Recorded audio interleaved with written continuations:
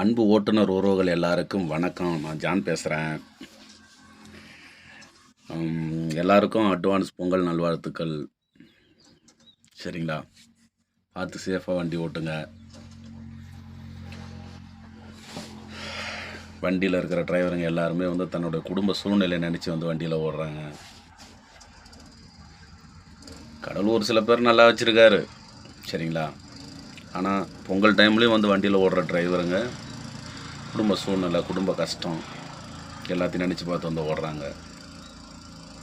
அதனால் என்ன சொல்கிறேன், சேஃபாக வண்டி ஓட்டுங்க. நம்ம குடும்பம் தான் நம்மளுக்கு முக்கியம்.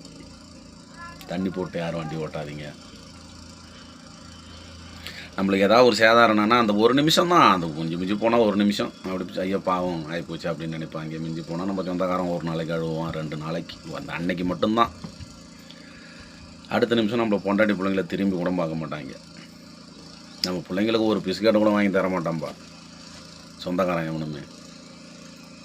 அதனால் தயவு செய்து சொல்கிறேன், வண்டி ஸ்பீடாக ஓட்டாதீங்க, நார்மலாக ஓட்டுங்க, சேஃபாக போங்க.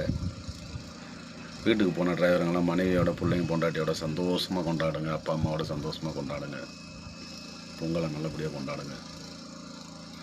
வண்டியில் இருக்கிறவங்க சேஃபாக வண்டி ஓட்டுங்க. அவ்வளோதான். நன்றி நண்பர்களே.